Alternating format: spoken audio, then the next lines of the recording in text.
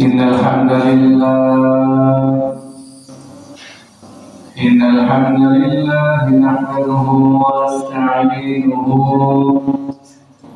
ونستغفره ونؤمن به ونتوكل عليه ونعوذ بالله من شرور أنفسنا ومن سيئات أعمالنا من يهده الله فلا مضل له ومن يضلل فلا هادي له ونشهد أن لا إله إلا الله وحده لا شريك له ونشهد أن سيدنا ومولانا محمدا عبده ورسوله الذي أرسله بالحق بشيرا ونذيرا وداعيا إلى الله بإذنه وسراجا منيرا أما بعد فقد قال الله تعالى في كلامه المجيد وفي فرقانه الحميد أعوذ بالله من الشيطان الرجيم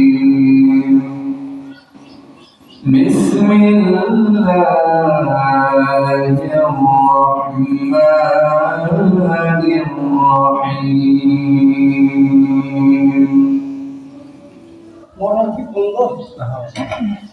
إذا جاءك المنافقون قالوا نشهد إنك لرسول الله والله يعلم إنك لرسوله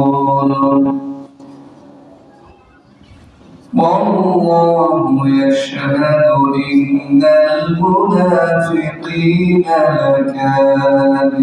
لكاذبون وقال تعالى إن الله وملائكته يصلون على النبي يا أيها الذين آمنوا صلوا عليه وسلموا تسليما اللهم صل على محمد وعلى آل محمد كما صليت على إبراهيم وعلى آل إبراهيم إنك حميد مجيد اللهم بارك على محمد وعلى آل محمد كما باركت على إبراهيم وعلى آل إبراهيم إنك حميد مجيد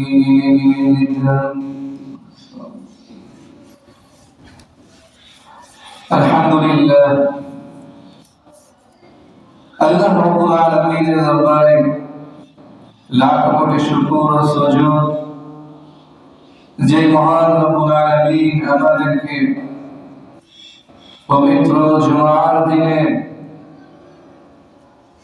দুনিয়ার মধ্যে সর্বশ্রেষ্ঠ জায়গা মসজিদ তার ঘরে আসার মতো বসার মতো তৌফিক দান করলেন সেজন্য সেই মহান রব্বুল আলামিনের দরবারে শুকরিয়াতান কালিমাতুশ শুকর আদায় করি, সকলে বলি আলহামদুলিল্লাহ। সম্মানিত হাজিরিন, মহান আল্লাহ রাব্বুল আলামিন মানব জাতির হেদায়েতের জন্য আসমানী কিতাব যে মহাগ্রন্থ আল কোরআন নাযিল করেছেন, সেই কোরআনের 114টি সূরার মধ্য হতে 63 নং সূরা সূরাতুল মুনাফিকুন থেকে একটি আয়াত তেলাওয়াত করেছি।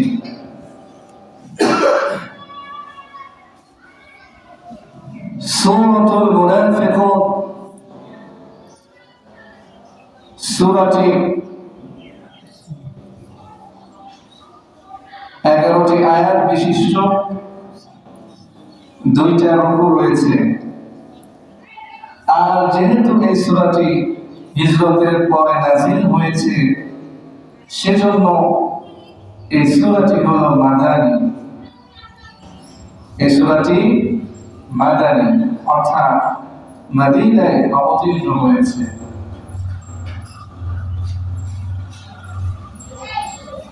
আল্লাহ রাব্বুল আলামিন এই সূরার মধ্যে মুনাফিক সম্পর্কে আলোচনা করেছেন। কি সম্পর্কে? মুনাফিক সম্পর্কে।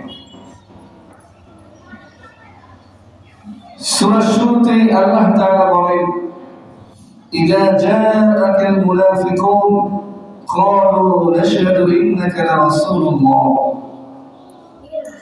আল্লাহ তাআলা বিশ্বনবী সাল্লাল্লাহু আলাইহি ওয়াসাল্লামকে বলেন যে মুনাফিকরা সাক্ষ্য দেয় যে নিশ্চয় আপনি আল্লাহ তাআলার রাসূল। এরপরে আল্লাহ রাব্বুল আলামিন বলেন, আল্লাহু ইয়ালামু ইন্নাকা লারাসূল।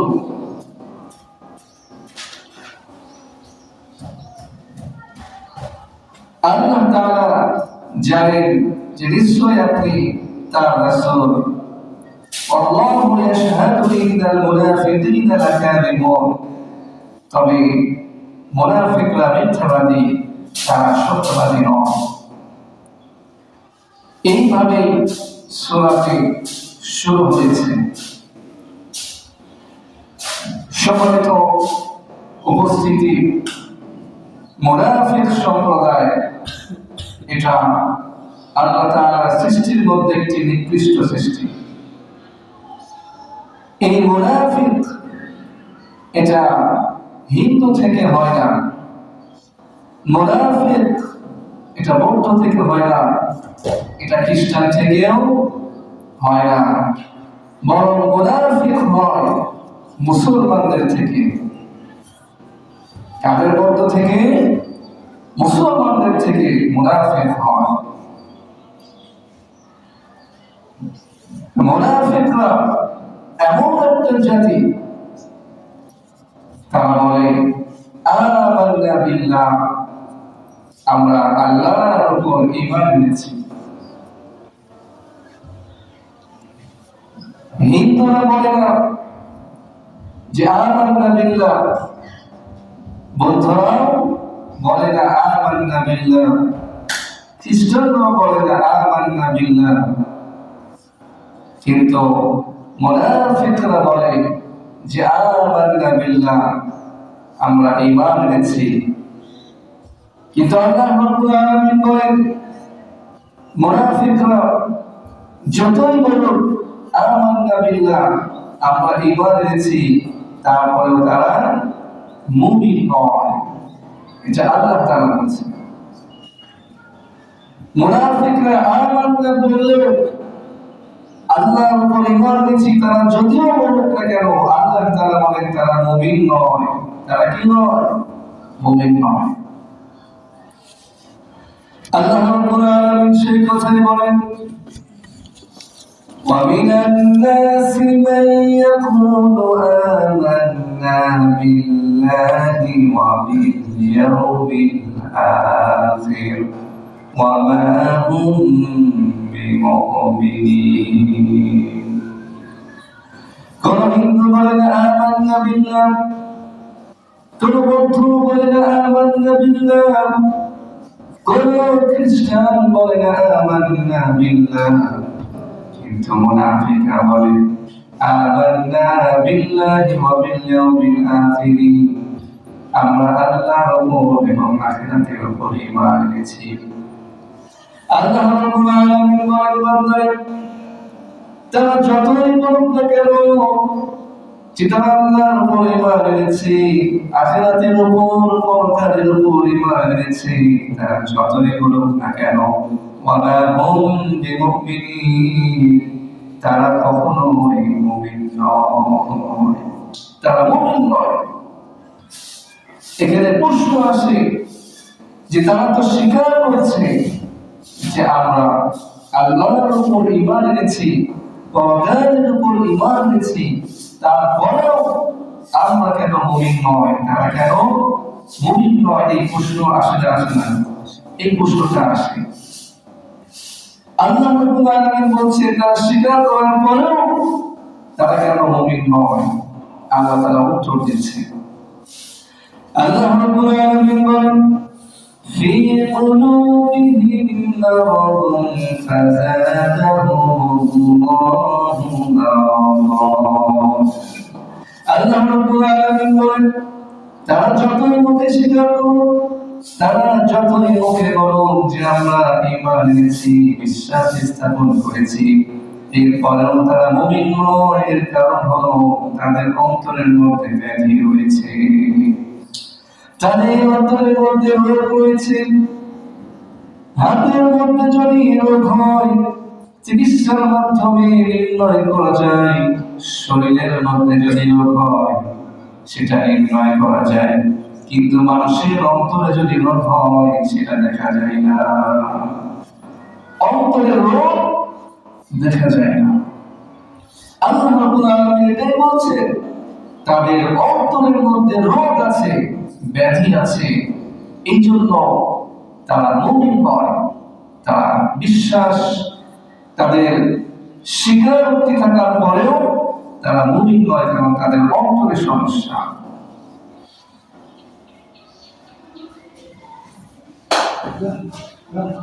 আল্লাহ রাব্বুল আলামিন এই জন্য বলেন يخادعون الله والذين آمنوا وما يخدعون إلا أنفسهم وما يشعرون।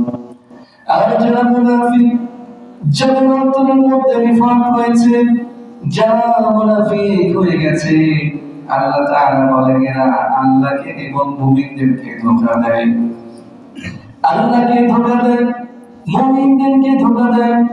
আল্লাহ তাআলাকে তো ধোঁকা দেওয়া যায় না। তার মানে কি?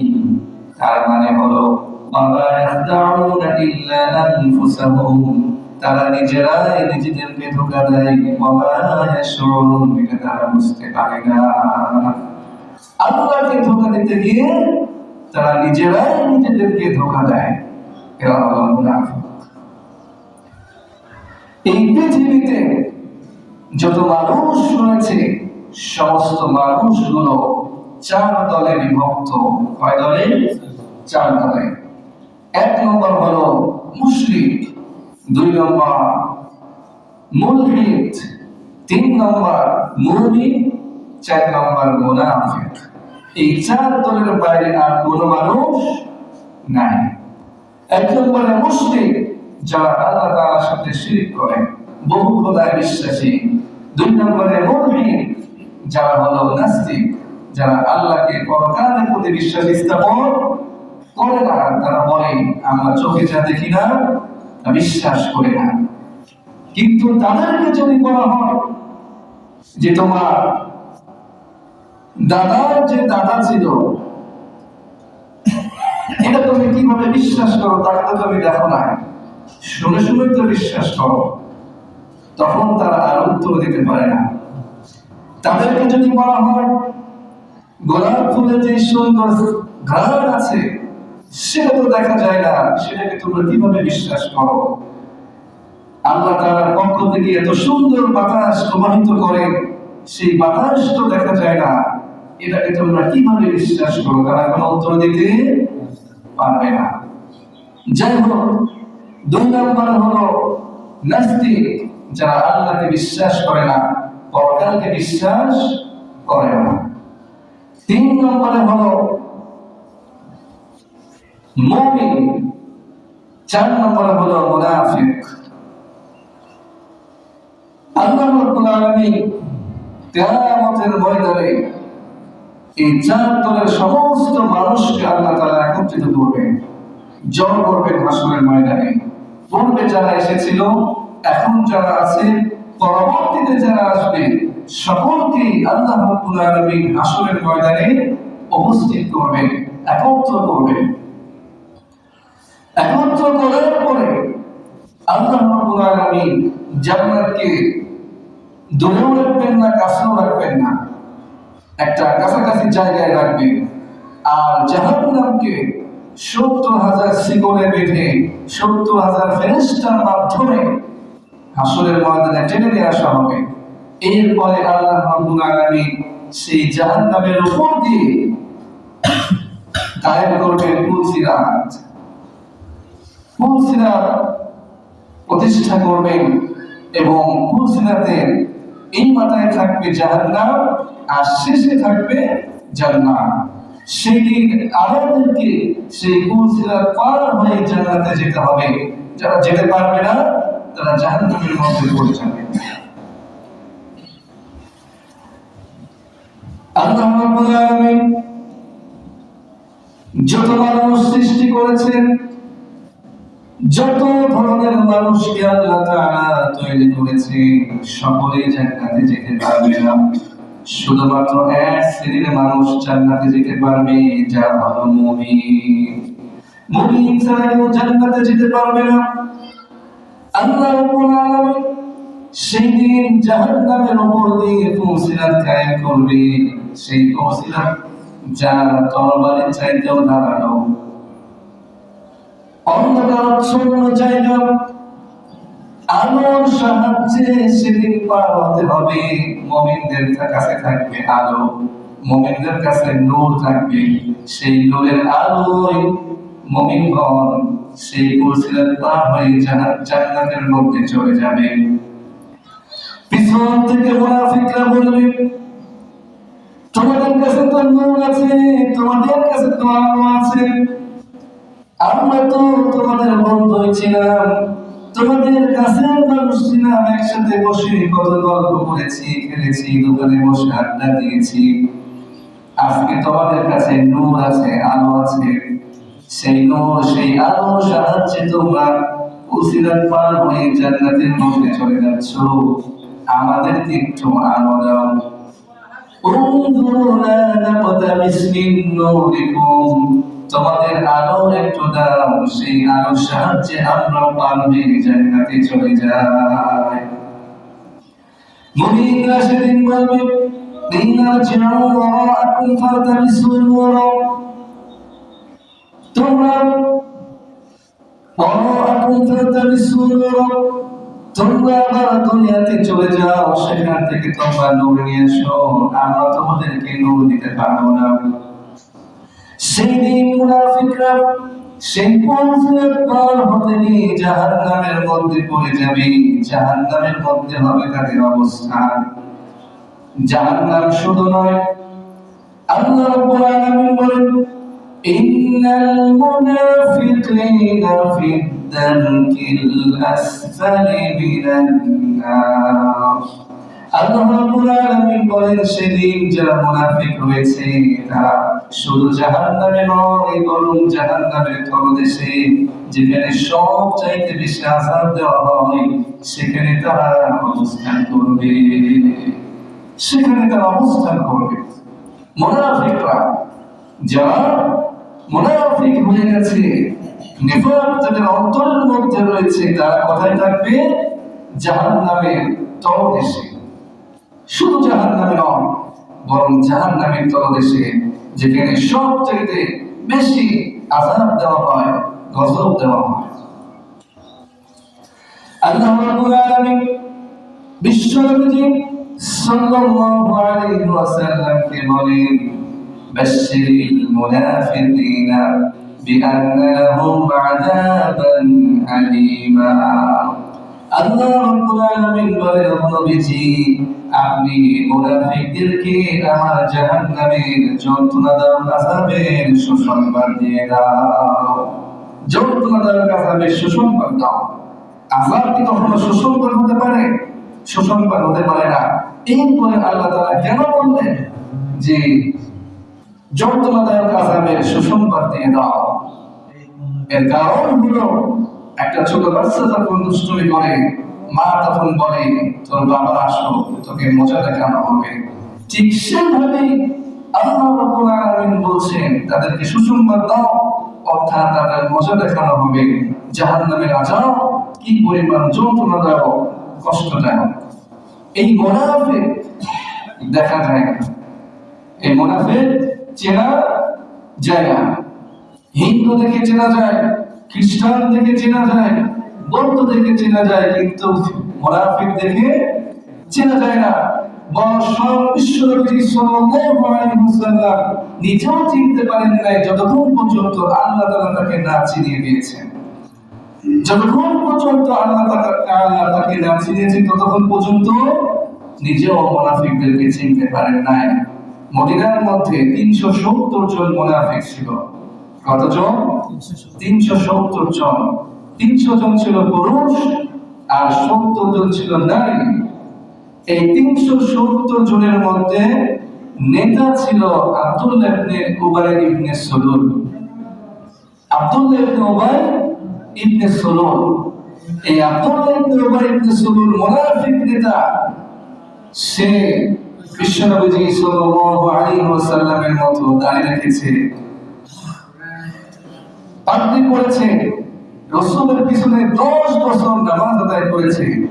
এমনকি জুমার দিনে রাসূল বয়ান করার আগে সেই আব্দুল্লাহ ইবনে উবাই দাঁড়িয়ে মানুষদেরকে বলতো, তোমরা এই মুহাম্মদ সাল্লাল্লাহু আলাইহি ওয়াসাল্লামের উপর ঈমান আনো, তার অনুকরণ করো, তোমাদের কল্যাণ হবে। আব্দুল্লাহ ইবনে উবাই নবীজি সাল্লাল্লাহু আলাইহি ওয়াসাল্লাম তাকে চিনতে পারেন না, অথচ তার সাথেই থাকছেন। এমনকি মক্কার মুশরিকরা বদরে যখন মার খেল, তারা যখন ছিন্ন ভিন্ন হয়ে গেল, 70 জন কাফের লিডার যখন মারা গেল, তখন তারা প্রতিশোধ নিতে চাইল যে আমরা প্রতিশোধ দেব। সেই প্রতিশোধ নেওয়ার উদ্দেশ্যে তারা উহুদের ময়দানে 3000 সৈন্য নিয়ে এসেছিল। 3000। বিশ্বনবী সাল্লাল্লাহু আলাইহি ওয়াসাল্লাম উচ্চ পদস্থ যারা নিকটবর্তী তাদেরকে নিয়ে রুদ্রদ্বার বৈঠক করলেন। রুদ্রদ্বার বৈঠক মানে সেখানে সবাই যেতে পারে না, সাংবাদিকরাও যেতে পারে না, এরকম একটা বৈঠক। সেই বৈঠকে মুনাফিক নেতা আব্দুল্লাহ ইবনে উবাই ইবনে সুলুলকেও রাখা হয়েছিল, অথচ নবী তাকে চিনতে পারেন না। বিশ্বনবী সাল্লাল্লাহু আলাইহি ওয়াসাল্লাম 1000 সৈন্য নিয়ে উহুদের ময়দানের দিকে রওনা হলেন।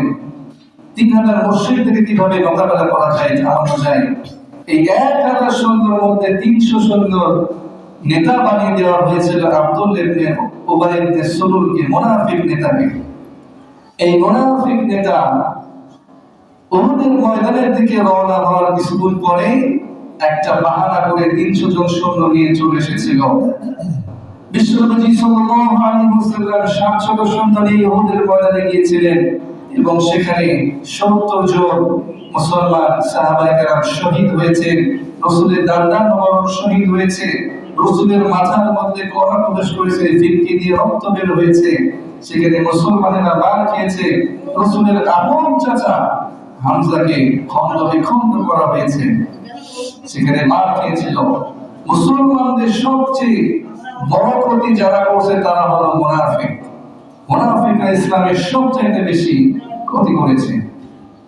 সেই মুনাফিককে রাসূল পর্যন্ত চিনতে পারেন না যতক্ষণ পর্যন্ত আল্লাহ তাআলা নাম বলে দিয়েছেন। আল্লাহ রাব্বুল আলামিন এটাই বলেন, وَإِذَا رَأَيْتَهُمْ تُعْجِبُكَ أَجْسَامُهُمْ আল্লাহ তাআলা বলেন রাসূলুল্লাহ সাল্লাল্লাহু আলাইহি ওয়াসাল্লামকে আল্লাহ তাআলা বলেন, ও আল্লাহর রাসূল, আপনি যদি মুনাফিকদের পরিচয় পেয়ে যান তাহলে আপনি আশ্চর্য হয়ে যাবেন এই লোকটা কিভাবে মুনাফিক হতে পারে। বিশ্বনবী বললেন, আপনি আপনার 1000 সৈন্যদের মধ্যে যে 300 জনের নেতা বানিয়ে দিয়েছিলেন আব্দুল্লাহ ইবনে উবাইকে, সে তো 300 জন সৈন্যের নেতা হতে পারে না, এমনকি সে তো ঈমানদারও নয়। আল্লাহ রাব্বুল আলামিন পরিচয় দিয়ে দিলেন, وَإِذَا رَأَيْتَهُمْ تُعْجِبُكَ أَجْسَامُهُمْ বিশ্বনবী তুমি আশ্চর্য হয়ে গেলেন যে এই লোকটা 10 বছর আমার পিছনে নামাজ আদায় করেছে, আমার সাথে থেকেছে, অথচ সেই ব্যক্তি মুসলমান নয়, সেই ব্যক্তি মুনাফিক। এই মুনাফিক নেতা যখন ইন্তেকাল করলো তখন তার ছেলে আব্দুল্লাহ, সে ভালো ছিল, ইমানদার ছিল, সে নবীজি সাল্লাল্লাহু আলাইহি ওয়াসাল্লামের কাছে আসার পরে বলেন, ইয়া রাসূলুল্লাহ, আমার পিতা আব্দুল্লাহ ইবনে উবাই ইবনে সুলুল ইন্তেকাল করেছে, সে তো আপনাকে অনেক কষ্ট দিয়েছে, আপনি কি তাকে ক্ষমা করবেন? নবীজি তো দয়ার সাগর, তিনি বললেন, ঠিক আছে, আমি ক্ষমা করব। এই কথা বলার পর মুনাফিক নেতার ছেলে আব্দুল্লাহ রাদিয়াল্লাহু আনহু বললেন, তাহলে আমার বাবার জানাজাটা পড়াতে হবে, যেহেতু তাকে ক্ষমা করেছেন তাহলে আমার বাবার জানাজাটা পড়া দিতে হবে। বিশ্বনবী সাল্লাল্লাহু আলাইহি ওয়াসাল্লাম বললেন, ঠিক আছে, আমি তার জানাজা পড়াবো। রওনা হলেন। ওমর রাদিয়াল্লাহু আনহু জানার সাথে সাথে রাসূলের সামনে এসে দাঁড়িয়ে গেলেন, বললেন, ইয়া রাসূলুল্লাহ, আপনি কার জানাজা পড়াতে যাচ্ছেন? সে তো একজন মুনাফিক। বিশ্বনবী সাল্লাল্লাহু আলাইহি ওয়াসাল্লাম বললেন, আমি তাকে ক্ষমা করে দিয়েছি,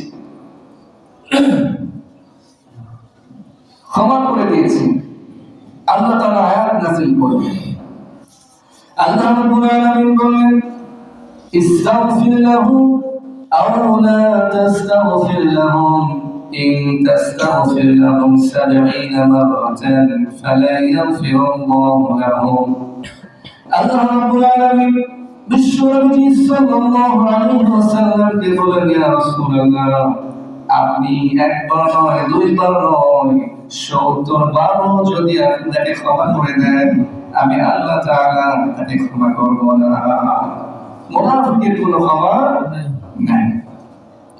বিশ্বনবী সাল্লাল্লাহু আলাইহি ওয়াসাল্লাম মরণের পরিচয় দিয়ে এরপরও তার জানাজাতে উপস্থিত হলেন, জানাজার নামাজ পড়ালেন। মুনাফিক নেতার ছেলে আব্দুল্লাহ রাদিয়াল্লাহু আনহু বললেন, ইয়া রাসূলুল্লাহ, আমার তো আশঙ্কা হয় যে দাফন করার পরেই তার উপর শাস্তি শুরু হয়ে যাবে, সুতরাং আপনার শরীর মুবারকে যেই জুব্বা মুবারকটা রয়েছে, আপনার জামা রয়েছে, সেটা আমার বাবার শরীরে পরিয়ে দেওয়া হোক, যাতে করে এটা ওসিলায় আল্লাহ তাআলা তার শাস্তিটা মাফ করে দেন। বিশ্বনবী সাল্লাল্লাহু আলাইহি ওয়াসাল্লামের জামা মুবারক তার শরীরে পরিয়ে দেওয়া হলো। শুধু তাই নয়, রাসূল সাল্লাল্লাহু আলাইহি ওয়াসাল্লাম তার থুতু মুবারক তার মুখের মধ্যে লাগিয়ে দিলেন। তাকে দাফন করা হলো। সঙ্গে সঙ্গে আল্লাহ তাআলা আয়াত নাযিল করে দিলেন। আল্লাহ তাআলা বললেন, ওয়ালা তুসাল্লি আলা আহাদিন মিনহুম মাতা আবাদা ওয়ালা তাকুম আলা কবরিহি। আল্লাহ তাআলা বললেন, নবীজি, আপনি কখনো মুনাফিকদের নামাজ আদায় করবেন না, এমনকি ওয়ালা তাকুম আলা কবরি, তার কবরের পাশেও দাঁড়াবেন না, তাদের কবরের কাছেও যাবেন না, তাদের কোনো ক্ষমা নাই। সুতরাং যারা মুনাফিক, তাদের জন্য যদি স্বয়ং মক্কা মুকাররমার ইমাম এসেও যদি তার জানাজা পড়ায়, তারপরও আল্লাহ তাআলা তাকে ক্ষমা করবেন না, তারপরেও তার ক্ষমা নাই। তাহলে যারা এই যে দ্বিমুখী আচরণ, যাদের অন্তরে এক, মুখে এক, এই সমস্ত মুনাফিক এদের কোন ক্ষমা আল্লাহ তাআলার কাছে নাই, এরা সৃষ্টির নিকৃষ্ট। সুতরাং মুনাফিক কারা, কোন কোন কারণে মানুষ মুনাফিক হয় এটা আমাদের জানা দরকার। কোন হিন্দু থেকে মুনাফিক হয় না, কোন খ্রিস্টান থেকে মুনাফিক তৈরি হয় না, কোন বৌদ্ধ থেকে মুনাফিক তৈরি হয় না, বরং মুসলমানদের মধ্য থেকে মুনাফিক তৈরি হয়। মানুষের ক্যান্সার হলে তার আলামত দেখে, সিমটম দেখে বোঝা যায় তার ক্যান্সার হয়েছে। মানুষের যক্ষ্মা হলে তার আলামত দেখে বোঝা যায় যে তার যক্ষ্মা হয়েছে। ডায়াবেটিসের আলামত দেখে ডায়াবেটিস পরীক্ষা করা যায়। কিন্তু মুনাফিকদেরও কিছু আলামত আছে যেগুলোর দ্বারা চেনা যায়, বোঝা যায় যে এই ব্যক্তি মুনাফিক হতে পারে। সুতরাং আমরা যদিও নির্দিষ্ট করে কাউকে বলতে পারবো না, কিন্তু আলামতের মাধ্যমে আল্লাহ তাআলা তাদেরকে মুনাফিক হিসেবে চিহ্নিত করবে। সুতরাং কে মুনাফিক এটা জানার উদ্দেশ্য না, বরং আমার মধ্যে সেই সমস্ত আলামতগুলো আছে কিনা সেটা জানার জন্য হলেও মুনাফিকের আলামতগুলো আমাদের জানা দরকার। সেগুলো আমাদের কি করা দরকার? জানা দরকার। মুনাফিকের আলামত কি কোরআনের মধ্যে, হাদিসের মধ্যে রয়েছে। আল্লাহ রাব্বুল আলামিন মুনাফিকের আলামত বলতে গিয়ে বলেন, وَإِذَا لَقُوا الَّذِينَ آمَنُوا قَالُوا آمَنَّا। মুনাফিকের আলামত দিয়ে বলতে আল্লাহ তাআলা বলেন, এই মুনাফিকরা যখন মুমিনদের সাথে মিলিত হয়, মুমিনদের সাথে যখন ওঠা বসা করে, তখন তারা বলে যে আমরা ঈমানদার, ঈমান এনেছি। وَإِذَا خَلَوْا إِلَى شَيَاطِينِهِمْ, আর যখন তাদের দোসরদের শয়তানদের সাথে মিলিত হয়, বলো ইন্না মাকুম, আমরা তো তোমাদেরই লোক, তোমাদের সাথে আছি। ইন্নামা নাহনু মুস্তাহজিউন, তাহলে মুমিনদের সাথে মিলিত হয়ে কেন বললে যে আমরা ঈমান এনেছি? তখন তারা বলে আসলে আমরা তো ঈমান আনি নাই, সেটা উদ্দেশ্য নয়, বরং তাদের সাথে আমরা একটু মশকরা করি, তাদের সাথে মজা করে এগুলো বলি। সুতরাং যখন তারা মুমিনদের সাথে মিলিত হয়ে বলবে আমরা ঈমানদার, আবার যখন নিজেদের সাথে মিলিত হবে তখন তারা বলবে আমরা তো তোমাদের সাথে আছি, তাদের সাথে তো এগুলো মজা করেছি। এই সমস্ত টাইপের লোক যারা আছে তাদের মধ্যে নিফাক রয়েছে, তাদের মধ্যে নিফাক রয়েছে। এই জন্য বলা হয়েছে মৌমাছি হতে হবে, মাছি হওয়া যাবে না। মৌমাছি শুধুমাত্র ফুলের বাগানেই যায়, মৌমাছি শুধুমাত্র ফুলের বাগানে যায়, আর মাছি সব বাগানেই যায়, নোংরাতেও যায়, নাপাকেও যায়, সবখানেই যায়। এই জন্য হতে হবে আমাদের মৌমাছির মতো, শুধুমাত্র ভালো কাজ, পবিত্র কাজের দিকে আমাদের যেতে হবে। সমাজের মধ্যে কিছু মানুষ আছে দেখবেন মসজিদেও যায়, মন্দিরেও যায়, মসজিদেও যায়, মন্দিরেও যায়, গির্জাতেও যায়। এরা হলো এই টাইপের মানুষ, এরা হলো মৌমাছি না, বরং এরা হলো মাছি। মুনাফিকদের আলামত বলতে গিয়ে বিশ্বনবী সাল্লাল্লাহু আলাইহি ওয়াসাল্লাম বলেন, আরবাউন মান কুননা ফীহি কানা মুনাফিকান খালিসান, যার মধ্যে চারটা গুণ পাওয়া যাবে সেই হলো খালিস মুনাফিক। বিশ্বনবী বলেন তারা হলো কারা? এক নম্বরে বলেন ইদা তুমিনা খানা, যখন তাদের কাছে আমানত রাখা হয় তখন তারা আমানতের খেয়ানত করে।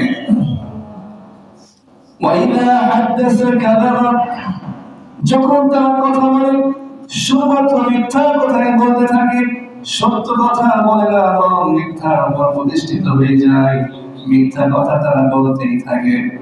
তিন নম্বরে নবীজি বলেন ওয়া ইদা আহাদা গাদারা, আর যখন তারা ওয়াদা করে সেই ওয়াদা রক্ষা করে না, বরং সেই ওয়াদা তারা ভঙ্গ করে। ওয়া ইদা খাসামা ফাজারা, আর যখন ঝগড়া বিবাদের মধ্যে লিপ্ত হয়ে যায় তখন তারা কথায় কথায় গালিগালাজ করতে থাকে। এইগুলো হলো মুনাফিকদের আলামত, তারা এই কাজগুলো করতে থাকে। আল্লাহ রাব্বুল আলামিন বলেন ইয়ামুরুনা بالمنكر وينهون عن المعروف মুনাফিকদের একটা আলামত বলতে গিয়ে আল্লাহ তাআলা বলেন তারা হলো ওই ব্যক্তি যারা মানুষদেরকে সৎ কাজ করতে বাধা দেয় কিন্তু অসৎ কাজ করতে বাধা দেয় না। এরা হলো মুনাফিক। যাদের মধ্যে এই দোষগুলো এই গুণগুলো থাকবে তাদের মধ্যে মুনাফিকের আলামতটাও পাওয়া যাবে। সৎ কাজ করতে বাধা দিবে, ভালো কাজ করতে দিবে না, কিন্তু কেউ যদি মন্দ কাজ করে সেখানে বাধা প্রদানও করবে না, বরং তারা উৎসাহ দেয়। তাহলে এই গুণটা যার মধ্যে আছে সেই ব্যক্তি মুনাফিকের আলামত তার মধ্যে পাওয়া গেল। আর একটা আলামত রয়েছে ইন্নাহুম ইয়াকুলুনা মা লা ইয়াফআলুন, তারা যা করে না তাই বলে, যা করে না তাই বলে। এইগুলো সব মুনাফিকের আলামত। এইগুলো আমাদের নিজেদের মধ্যে আছে কিনা দেখতে হবে, এই জন্য এগুলো জানা দরকার। সেগুলো থাকলে পরিত্যাগ করতে হবে। যদি পরিত্যাগ না করে যদি আপনি মারা যায় তাহলে জাহান্নাম ছাড়া কোনো কিছু আমার আপনার কপালে নাই। সেজন্য এই মুনাফিকি নিফাকি দুই ধরনের, একটা হলো বিশ্বাসগত আর একটা হলো আমলীগত কর্মগত। যারা বিশ্বাসগত তারা তো পরিপূর্ণভাবে মুনাফিক, আর যারা আমলীগত যারা মুনাফিক তারা এই সমস্ত কাজগুলোর কারণে গভীর গুনাহের মধ্যে বারবার লিপ্ত হয়ে যাচ্ছে। সব ধরনের নিফাকি কাজ আমাদের পরিত্যাগ করা দরকার, ছেড়ে দরকার। দেখুন আমরা প্রত্যেক রাকাতে সূরা ফাতিহার মধ্যে বলছি ইয়্যাকা না'বুদু ওয়া ইয়্যাকা নাস্তাঈন, আপনারই ইবাদত করি এবং আপনার কাছে সাহায্য প্রার্থনা করি। এটা নামাজের মধ্যে বলছি। নামাজ শেষে বাইরে যে আমাদের কর্মকাণ্ড আমাদের কথার সাথে ওয়াদার সাথে মিলে না, এই তো আমাদের নিফাক আমাদের মধ্যে চলে আসে। এইভাবে যদি আমরা দেখতে যাই তাহলে অনেক সমস্যা, অনেক ব্যাধি, অনেক রোগ আমাদের অন্তরের মধ্যে চলে আসে। সেজন্য আমাদের উচিত আমাদের ঈমানকে রক্ষা করা, কারণ ঈমানই হচ্ছে আমাদের দামি সম্পদ, ঈমানই হচ্ছে মূল্য। এই ঈমান ছাড়া পরকালে কোনো মুক্তি নাই।